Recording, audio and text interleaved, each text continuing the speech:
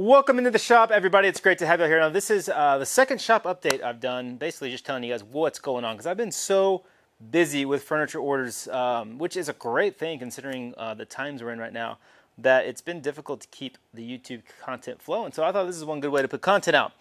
I've got multiple projects going right now. This queen-size bed behind me and a golf ball display case. This is actually going to be a full build video, so I'm filming this entire build. It's going to be probably a two-part video. Coming out in the next couple weeks. Like I mentioned, the golf ball display case, and then Bunker's conference table, Bunker branding, just sitting there collecting stuff. I haven't even gotten to that yet. Those guys are probably ready for the conference table because they moved into a new building and their conference table is here. So I got to get that done as well. But before we jump into this, as I'm looking around the shop and realizing before I start this video, I really should clean. I can barely even walk around this place. I've been working 10 or 11 solid days without cleaning. So I'm going to get this place picked up real quick, and then I'm going to show you a little bit of what I've been doing, these projects, and a few other things I think you might be interested in.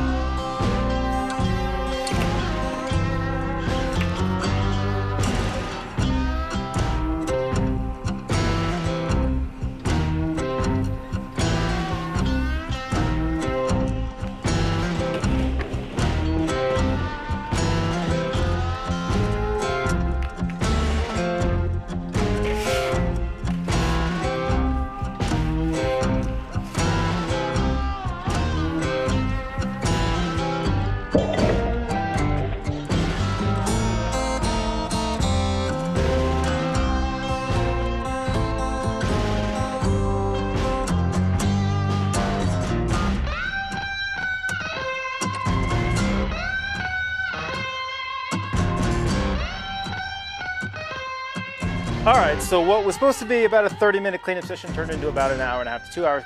Took me all afternoon, so it's the next day. But the shop is super clean. I got the back pretty much all organized. I had a whole bunch of supplies from the Airstream piled up and taking up space here. I organized those back in there, and then there's some boxes and just some stuff that I didn't need back there that I stored away. So quite a bit of cleaning, quite a bit of picking up. Feels good. It's always nice to have a clean shop, so that's good. We've got that done. I want to talk about this table saw accident real quick because it literally happened like 5 minutes ago, and I'm still kind of jittery from it. It was a little bit sketchy. Basically what I was doing is I was cross-cutting a little piece, about an 1.5 inch piece off the end of this. Not a dangerous thing to do at all, especially with the sled. I was picking up the waste, and I had the tape measure in my hand, and as I was picking up the waste, I dropped the tape measure, bounced off this, hit the blade, and as you can imagine, just launched it back into the back of the shop. It ricocheted off my hip, which didn't hurt too bad. Luckily, that's the thing about table saws. #1 rule, always stand to this side of your blade. Never ever stand directly behind the blade, because if something like this happens, you're in the direct path of any kickback and it'll do serious damage. So you're always standing back here, and that's why I took the hit off my hip, because it kind of just barely ricocheted right there. So always stand away from your blade. Tape measure went flying off the door and ended up here, and as you can tell, it's in rough shape. I don't think I'll be using this. This will go in the garbage. You can see where the blade hit it right there, and it just, man, it destroyed it. I really wish I had this on camera. The other half of it I managed to find. It found its way all the way over here.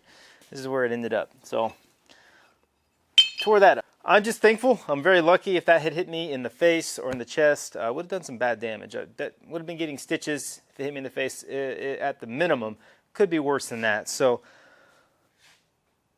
it's always tough. You know, I'd love to get, I know I'm probably going to get some heat in the comments, and everyone's entitled to their opinion. I don't use a blade guard. I don't know many professional shops that do. I've worked in several shops, and none of them had blade guards. You use a table saw every day, and you get so experienced and used to the machine that you can safely operate it without one, especially if you're aware of where you're standing and always staying off to the side of the blade. That being said, that's one of the dangers. is getting too comfortable and getting too used to the machine, then you get a little bit laid back. I should not have been picking up drop off with a tape measure in my hand. That's just not a good idea. So maybe I'll switch back and try using the blade guard some more. You know, it always annoys me and it ends up in the storage. So shoot me a comment. Let me know if you use the blade guard or not. I'd love to know and try to be nice. Table saw, unfortunately, set off the brake on the saw stop. So let's get that out. This is always a pain to get this thing out of here. Ow! Just cut myself.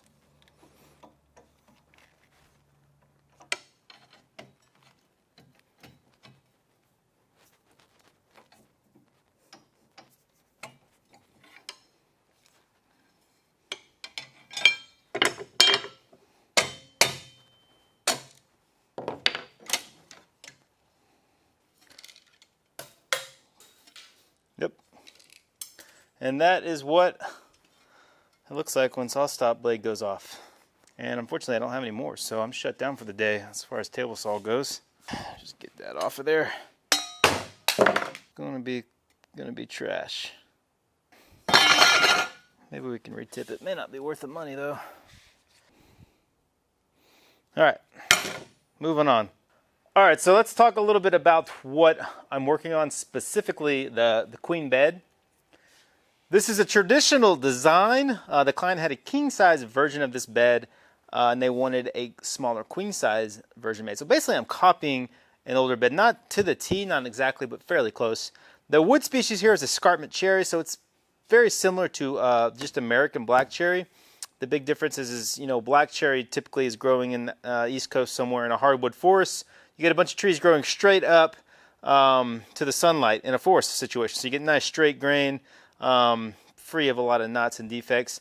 Here in Texas, this escarpment cherry only grows here in the Texas Hill Country. So it's growing in pastures and meadows, and it's not in a forest. So you're getting a lot more gnarly, twisty, a lot more limbs and stuff like that. So you got a lot more character in this wood. You can see there's some bug holes, and this is all veneer that we laid up.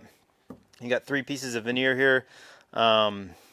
Pretty wood. I mean, when you put finish on this, it is going to pop. It's going to look really cool. There's going to be a turning up here on the top. I'm not doing that. I outsourced that to a buddy of mine who needed a little bit of work. So those are still coming in. They'll just dowel right into the top here. This is a little trim piece that I CNC'd out the pocket. A little stub tenon on the end. It just slides right on there. I got a little sliced up, taking that saw blade off. The bottom has the same kind of detail. It's a little trim piece here. This is just mitered together, and the grain's flowing with the grain of the post. I didn't want to miter this up and have it tight around the post, obviously, because the movement of the post would break it. Furthermore, there's a detail you can see here, this little kind of bead roundover. That needed to terminate nice and clean, just like that. So this allows that to happen. This will just get glued and nailed on. I'll use some heavy gauge nails that can hold that on there pretty good. A good thing to note too is I try to leave the bedpost, the tenon, proud, so the weight of the bed is on this post and not on this. That way if you drag the bed or slide it, you're not going to break this thing to pieces. You're riding on the actual post. Hopefully that makes sense. Same thing with the footboard. Little stub tenon here, exact same thing. And your big tenon down there. This is the actual board. Really pretty piece here. The most challenging part by far on this is we've got, and one of the reasons we veneered it is because I've got this applied trim going all the way around. You can see it's curved. So this is 2 pieces. Generally, when you make something like this, you would do it on a specialized machine, and it would be a custom ground knife that could cut this profile all as one piece. Obviously, I don't have that in my shop, and for some reason, I wanted to tackle this on my own. So it's 2 pieces, and makes it a little bit more difficult because you got to match the radius in there where these come together.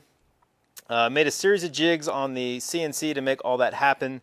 It took 2 full days of work just to trim this out. So a lot of work in that. I'm happy with how it came out. It's obviously not perfect, but it looks really good. Just a beautiful bed. I can't wait to get it all together. The bed rails are sitting right here. I've got to cut the joinery in there for there's a little kind of stub tenon, floating tenon, and then the bed bolt that will bolt it to the actual bed. That's all still got to be done. work on that later today. So that's the queen bed. That's going to be probably a two-part video build, one of my bigger video builds with voiceover explaining the whole process. So hopefully that'll be coming in the next couple weeks. A lot of footage to go through and edit for that. So be on the lookout for that.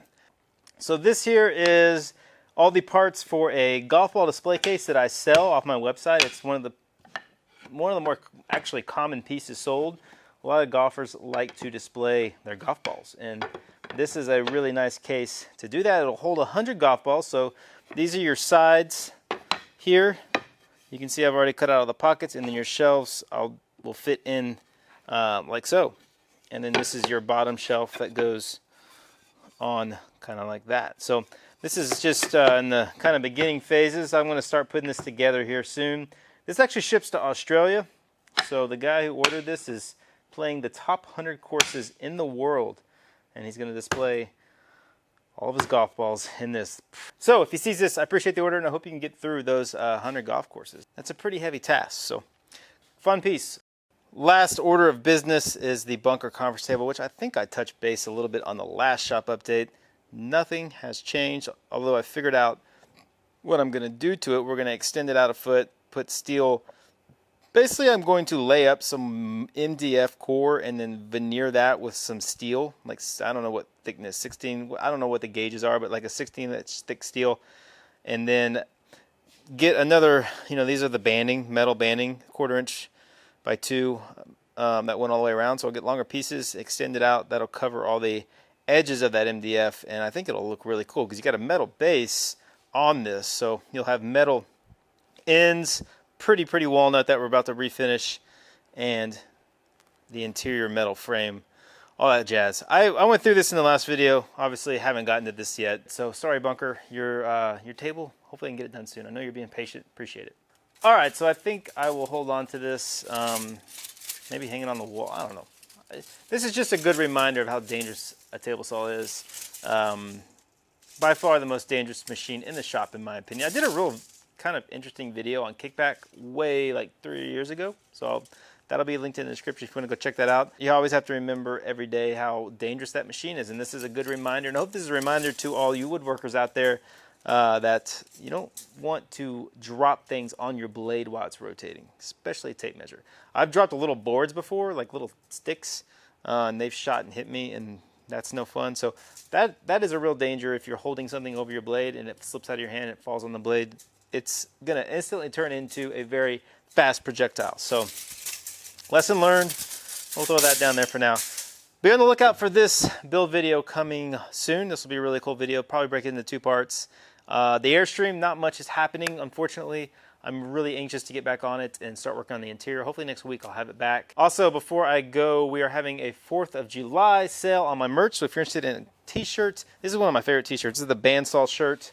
To commemorate the Oliver bandsaw after I restored that, or a hat, or stickers, or anything like that. It's on sale. I have no idea what the sale is. I'll just link it all in the description. I'll put the info down there so you can get the details of that. So I'd appreciate your support and getting some merch, and thanks for tuning in as usual. We'll see you next time.